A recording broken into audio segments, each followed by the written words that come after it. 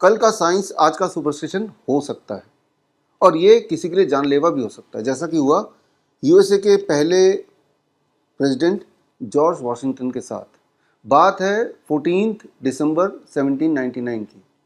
उन्हें थोड़ा खांसी जुकाम सोर थ्रोट हो गया था। 3 बजे सुबह 3 बजे उन्होंने डिसाइड किया कि अपने फैमिली डॉक्टर को बताना ठीक रहेगा। फैमिली डॉक्टर को बताया, 3 फैमिली डॉक्टर्स थे और वो आए और उसके बाद इलाज शुरू हो गया। इलाज के नाम पे जॉर्ज वॉशिंगटन के बॉडी से ब्लड लेटिंग यानी कि खून निकालने की प्रक्रिया शुरू हो गई और करते करते रात के 10 बजे तक सेम डे उनके बॉडी से लगभग 40% खून यानी कि 2.5 लीटर के आसपास खून निकाल दिया गया था। और हुआ ये कि रात के 10 बजे के आते आते 14 दिसंबर 1799 में उनकी मृत्यु हो गई।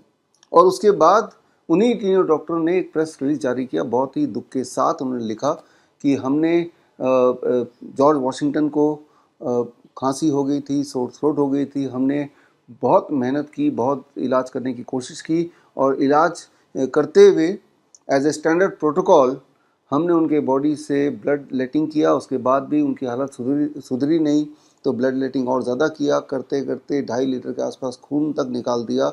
उसके बाद भी जॉर्ज वॉशिंगटन को हम बचा नहीं पाए। तो ये उनका प्रेस रिलीज था। जो उस वक्त साइंस माना जाता था कि भाई किसी को अगर खांसी हो गया, जुकाम हो गया, बुखार हो गया या कोई भी और इन्फेक्शियस डिजीज़ हो गया तो उसके बॉडी उसका खून गंदा हो गया तो खून निकालो, खून निकालते जाओ तो ठीक हो जाएगा। वो उस वक्त का साइंस था। लेकिन आज आपको पता है कि एक सुपरस्टिशन है।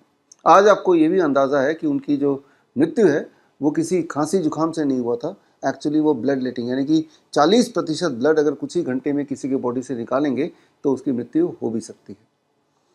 तो यहाँ पे मैं ये बोलना चाह रहा हूँ कि एक टाइम पे जब उसको साइंस माना जाता था, ज़रा सोच के देखिए उस टाइम पे अगर आप या मेरे जैसा कोई होता और बोलता भाई ये क्यों कर रहे हो, इससे तो इनकी जान जा सकती है, तो या तो आपको बेवकूफ़ समझते या आपको मानवता का दुश्मन समझते। लेकिन उस वक्त भी वो साइंस था नहीं, लेकिन साइंस के नाम पे उसको किया जा रहा था। उस वक्त भी कोई ऐसा एविडेंस नहीं था जिससे साबित हो सके कि खांसी जुकाम बुखार या इस तरह के इन्फेक्शियस इलनेस में या फॉर दैट मैटर किसी भी इलनेस में खून के बॉडी से निकालने से इंसान की कोई भलाई हो सकती है। लेकिन फिर भी उसका प्रचार कुछ इस प्रकार था, उसकी प्रैक्टिस कुछ इस प्रकार थी कि उसको मान्यता मिली हुई थी कि कभी भी कोई ज़्यादा बीमार पड़ जाए या किसी को इन्फेक्शियस डिजीज़ हो या उसका अंदेशा भी हो तो बस एक ही इलाज करो कि बॉडी से खून निकालते जाओ। तो उस वक्त का वो स्टैंडर्ड प्रोटोकॉल था। ये ज़रूरी नहीं कि जो स्टैंडर्ड प्रोटोकॉल है वो एविडेंस बेस्ड भी हो या फिर वो साइंस भी हो। वो साइंस के नाम पे प्रोटोकॉल हो सकता है, बट वो एग्जैक्ट साइंस है या नहीं है ये आपको तफ्तीश करनी चाहिए।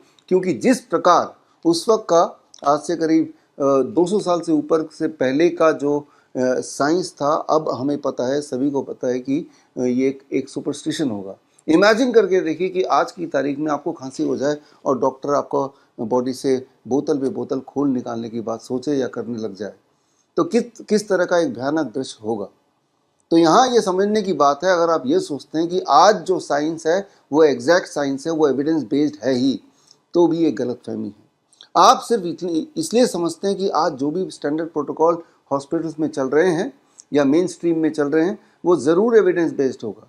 ये आपकी एक सोच हो सकती है, आपका एक अनुमान हो सकता है, आपका एक विश हो सकता है, लेकिन क्या आपने तौल के देखने की कोशिश की कि जो भी स्टैंडर्ड प्रोटोकॉल अलग अलग बीमारियों के नाम पे चल रहे हैं क्या उसका कोई एविडेंस है या उस वक्त का जो सो कॉल्ड साइंस था उसी की तरह अभी जो मान्यता मिली हुई है हर तरह के बीमारियों के इलाज का स्टैंडर्ड प्रोटोकॉल, उसका भी कहीं ऐसा तो नहीं कि वो एक सुपरस्टिशन है लेकिन वो साइंस बना के आपको बेचा जा रहा है।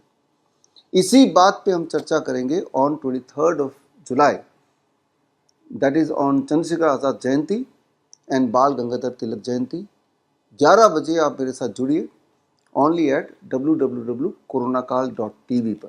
बड़ी से बड़ी बीमारी का आसान से आसान इलाज घर बैठे ही हो सकता है। अधिक जानकारी के लिए कांटेक्ट करें nearest doctor BRC clinic @home।